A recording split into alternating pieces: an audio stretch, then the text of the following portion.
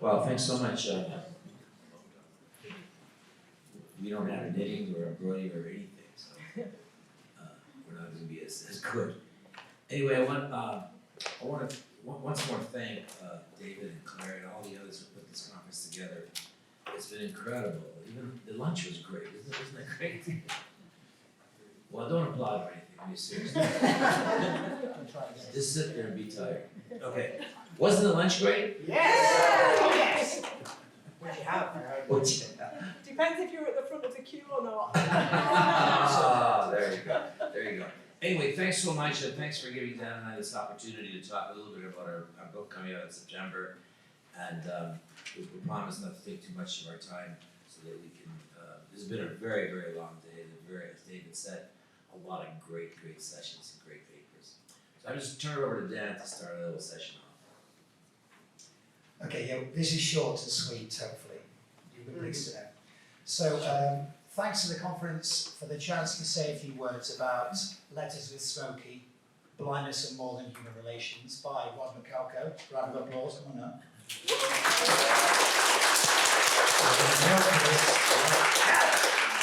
And Dan Goodley. This is where the applause will end, my friend. Right, so what we want to do first is to say some words from the blurb. I'll read. Letters with Smokie, Blindness and More Than Human Relations. Leave it to a dog to put the human back into humanities. In September 2020, Rod wrote to friend and colleague Dan, congratulating him on the release of his latest book, Disability and Other Human Questions, joking that his late guide dog Smokie had taken offence to the suggestion that disability was purely a human question. Michalko shared a few thoughts on behalf of his dog. When Goodley wrote back to Smokie, so began an epistolic exchange that will continue for the next 7 months. As the COVID-19 pandemic swept across the world and the realities of lockdown imposed isolation set in, the Smokie letters provided the friends a space, more than a space I think, in which to come together in a lively exploration of human-animal relations and to interrogate disability as disruption, disturbance, art, and just as he did in life, Smokie guides. In these pages, he offers wisdom about the world, love and friendship, and even the Beatles. This was meant to be here, folks. This His canine observations of the human experience provide an avenue into some of the ways blindness might be reconceptualised and befriended. Pretty good blur, what do you think? Okay. Okay, now in the second half of this talk, see what I did there? Show it's going to be short. Trying to butter up to the crowd, that was pretty good, I thought. Thank you. Now in the second part of this brief talk, we'd like to share with you some comments from one of the reviewers of the original manuscript. Now it's very important that you all in this room know that we received some brilliant reviews. I mean, brilliant doesn't even capture how great these reviews. Granted, one of them was written by my mum, but that's not important either. Well, then we got Reviewer C's comment. Reviewer C. Fucking. So, we're going to read out 5 comments from Reviewer C, and we're going to respond. I say we, mainly Rod's going to respond. I have no idea. And this could kill the book, but we'll see. Okay, so email sent from the editor on the 17th of June, 2022. Hi, Rod and Dan. Notice how informal they are in Canada, by the way. Hi. We have our 3rd report, and I'm very glad that we have the others.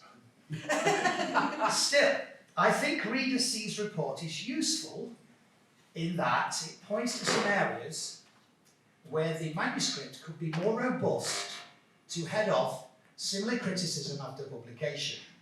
Feel free to respond to this Reviewer C separately. Are you ready? Yeah. Reviewer C. I will read from Reviewer C. I was thinking about putting on a voice for them, but I have carefully reviewed and considered this work. It is a rather unusual idea of a dead dog writing letters with a friend of its former owner, who the dog did not know in a previous life. The premise is hard to believe. And the book does not convince me that this is a good vehicle to discuss issues in disability studies. I have therefore come to the conclusion that it makes no contribution to the field, and I do not recommend it for publication. The book would not appeal to experts in disability studies like myself. And there are many reasons for this. We only have time to look at 5. Okay, specific comment number 1. The book is very self-absorbed and refers to the relationships that the reader has nothing to do with, nor is interested in knowing about. The letter writers often praise each other and the people that they relate with in their families. When reading the book, the reader feels left out. Rod, your response. Should we keep these people up? Well, it's one of those things that the book started off, it wasn't intended as a book. I just did it as the person from the university press said. It was kind of a joke, and it was of a disability, other human questions. So I just said that Smokie had some responses. Smokie, the name of my late guide dog. And he just basically said, and tried to be funny, he did, saying to Dan, what do you mean, disability and other human questions. I dragged the blind guy around for most of my adult life, and I know a lot about disability, especially blindness. So it started off that way. We were just writing letters back and forth, not intended at all. It just so happened I had mentioned it to an acquisitions editor at the University of Toronto Press, and she wanted to look at it, and she said she loved it and wanted to publish it. We just didn't intend it as a book. So it's true. It is really true. It's hard to believe that you could have a dead dog, which I took a little bit of offense to. Smokie doesn't know often. I don't know if I think of it as a dead dog, but I suppose. And I think it's difficult to imagine writing a book or anything else where self-absorption is a part of it. I mean, as David mentioned earlier, a longer thing like a book does involve some self-indulging, and it does involve an involvement in obviously an absorption of the self. Secondly, they are letters. So there were letters back and forth about things that Dan and I experienced and knew. So they were between us, and I was sort of happy that we did exclude that reader's seat. I'm glad he felt not part of the text. So I think it was good to launch this book at the Hard Day's Night Hotel. Okay, well you say all that, Rod, but what about specific comment 2? I'll read it out. Specific comment 2. The book discusses very few disability studies theories. There are some promising forays into the dog as an aid to a blind person. However, in conversations with blind colleagues through the years, they have said to me that the guide dog is a mere technical aid and is viewed as working in that role, not as a friend. End comment. Rodders? Yeah, I suppose we spoke about disability in this conference over a number of years, at least 6 that I've been here, and about blindness sometimes, especially this session. And we spoke about it as a relation. A lot of people talked about a relational model and things like that. Blindness is always a relation to ellipsis, whatever, sight, everything else. Understanding blindness as a technical problem requiring a technical solution is certainly one way to relate to blindness. It is one way to relate to human beings and to be human. So a refrigerator, for example, is a technical solution to a technical problem that we humans have with keeping food chilled and cold. There's all sorts of things that we do and invent technology to do. It doesn't mean that that's humanity or the end of being human. So Smokie, my guide dog, was much more than a technical solution to a technical problem, insofar as I didn't view my blindness as a technical problem any more than those of you who view your sight as a technical problem, even though you have a shitload of technical solutions to your problem. You have more accommodations than we blind people have. The lighting, for instance, in this building costs a fortune. Nobody says it's difficult to accommodate those sighted people, it's too expensive, not a soul. You have got more accommodations in sighted people than blind people could ever have. Those of you who don't, those of us who don't use wheelchairs, look at all the chairs provided for those of us who don't have those things. That's a whole lot of money provided for able-bodied people. So, no. Blindness is not merely a technical problem. Who is this reader? I think I know who. We should have ended the comment there. At the end of it. Okay, specific comment 3. A case is not made for learning about the dog from his point of view. If the book had been a discussion between the blind person and a friend about disability issues, that would have worked better. So I'm going to take this one. Okay. So I think, firstly, I think Smokie in the book is pretty open about himself. And I think, like us all, he makes some choices about what he shares and holds back some stories that he doesn't want to share. We don't, for example, hear about his relationships with organised crime, his wild Toronto nights on ketamine, nor his Marxist activism in some parts of Latin America.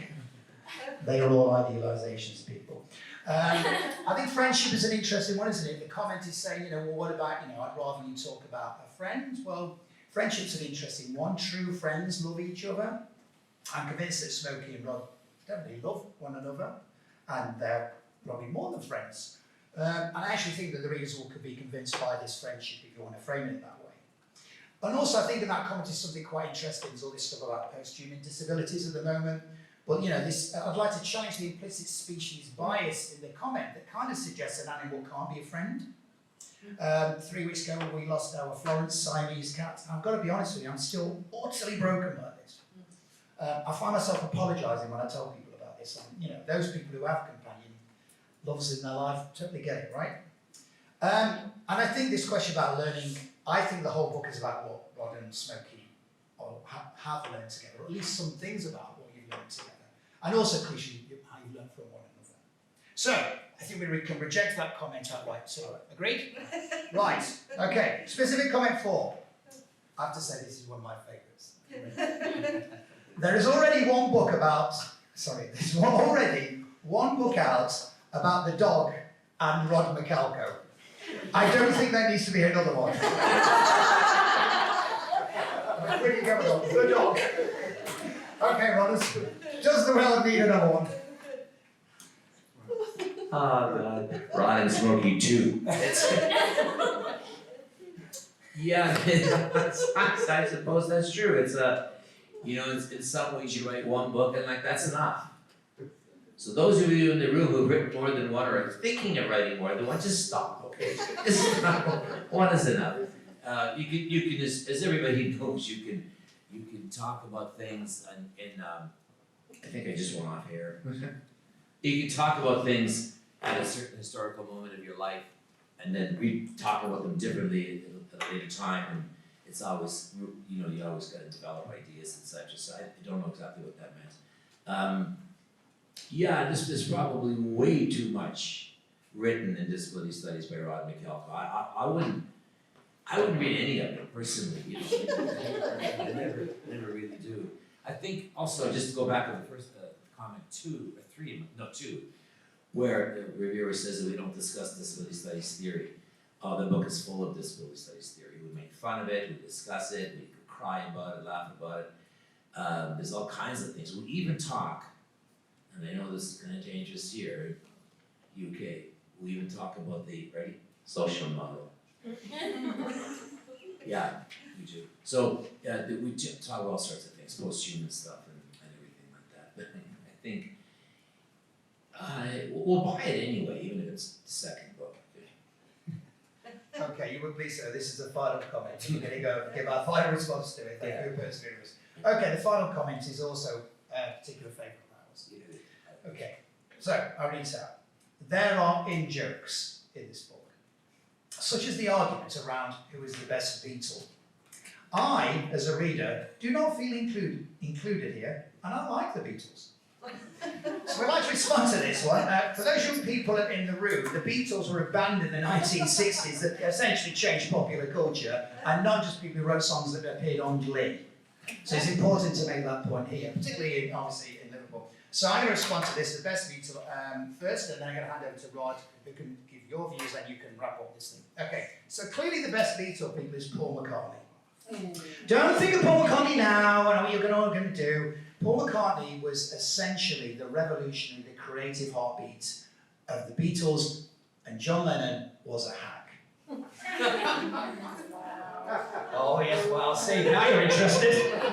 What's it? Controversial bullshit is that? Okay, I'm going to finish, we're going to finish on by, Roger, you can finish up. The best Beatle.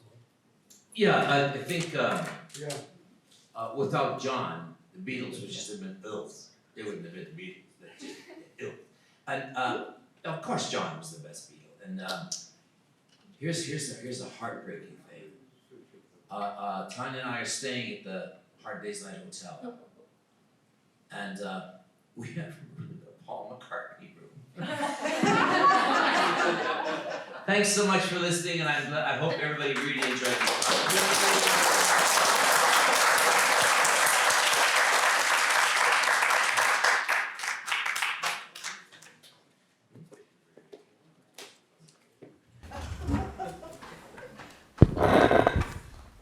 Some noise. Okay, folks, we've just got another 5 minutes or so just bear with us.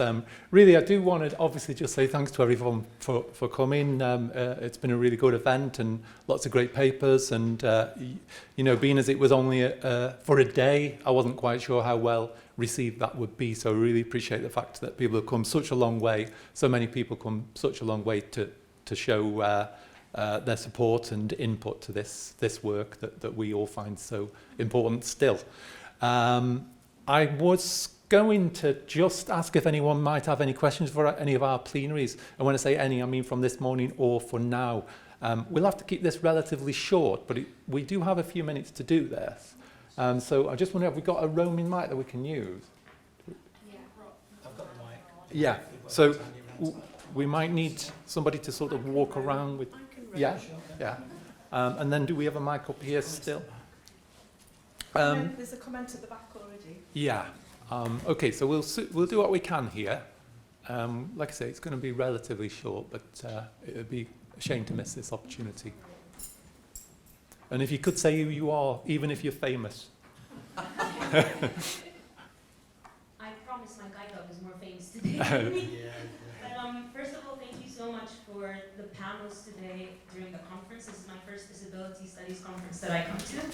I wanted to ask Rod and Dan, when the book is coming out in September, as a guide dog user, I'm really interested to read the book because I think a lot of people can learn from guide dog users through their experience, but also through a book written by their guide dog's experience as well. Just to say that both the books that we've talked about last, Claire's and Dan and Rod's, are coming out in September, is that right? Yeah. So all of those will be available. Certainly our library will be ordering both of them, irrespective of what was it? No, Reviewer C. What? I mean, it's so professional, isn't it, though, that no one shouted out the name of who that is likely to be, you know. But anyway, we'll keep it that way. Yeah, we have our suspicions, I'm sure. But I think I'll answer that question just to save the manoeuvre of the mic. So we'll go on to the next question, if that's okay. Anyone else? Again, identify yourself, if you will, please. I have a shout out. I'm raising my loud voice. No? Yeah, hold on. Someone's coming. We've all got louder voices. I have a text message from Rosemary Garland Thompson sending her love. I've been reporting to her about how she's being cited chapter and verse here in the Bible. So I just wanted to let everyone that is know that nice. she sends her love. Yeah, and fair play. Rosemary Garland Thompson's been here a few times. As I said earlier, one of the nicest parts about doing this conference is when we get people coming back, you know, because it's one of my sort of new pet hates. Yeah, I've got quite a few. But it's where people sort of get involved in disability studies and then seem to leave it when they start to get promoted and so on. I call them stepping stoners.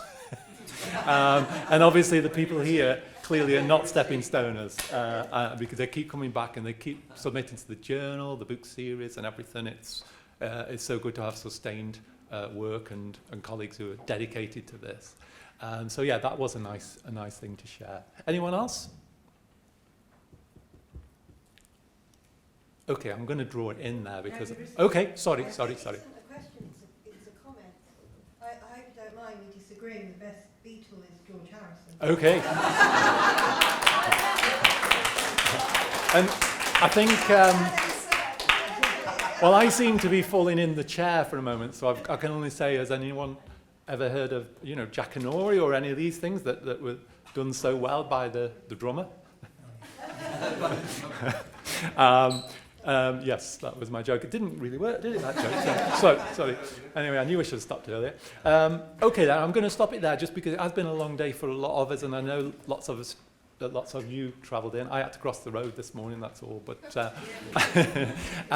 so I do, like I say, many thanks to all of you. I did an official thanks, if you noticed at the beginning of the catalogue, so I just made sure that key people were named. Just to add on to that, I know that Lauren, our administrator, brought extra administrators who weren't named because I didn't know they were coming. So I think that was Lindsay and Karen, is that right? So thanks to them as well. Also, special thanks to anyone who read a paper on behalf of someone else. I'll probably forget someone, but I would like to mention these people. So I know Tanya did. I know that Manal did. I know that Helen did, who didn't even know she was coming until I think yesterday or so. So Helen is one of our doctoral students, and she came in and read a paper on behalf of someone else, which obviously is much appreciated. Did Emma read one as well in the end? Emma Sway, but you were willing to, and likewise Ria Cheen, Dr. Cheen was ready to do that on behalf of her panel. We couldn't organise that, unfortunately, but that was certainly not Ria's fault. She was keen to help that. But I always think that's quite tricky to read on behalf of somebody else in that way, so it's much appreciated, the things that people have done to keep the conference going. I did hear that lunchtime didn't go well for everybody. I have spoke to a few people and they said it was great, but apparently that's if you were at the front of the queue. It has been raised, and I know that Suzanne will have a word about that. So sorry if that affected anyone. I know we got the food sorted in the end, but I imagine you were rushed, so apologies for that. Mentioning Suzanne, those of you who've been sort of exchanging emails with me over the last 6 months or 4 months or so will know that Suzanne has been amazing, and Jamie too, but Suzanne always goes the extra mile, so I must extend those thanks, but I think I'll leave that there now because some of us are going to go to the pub, so there are lots of restaurants if you're that way inclined, folks, nearby, but some of us are going to go to the halfway house, so I'll be sitting out the back of there in about 10 minutes' time. Halfway House is on Walton Road. It's near to Eaton Place where we used to go. It's just a few doors down. So that's where some of us will go. But obviously there are quite a few nice places to eat round here. Okay, well, thanks, folks.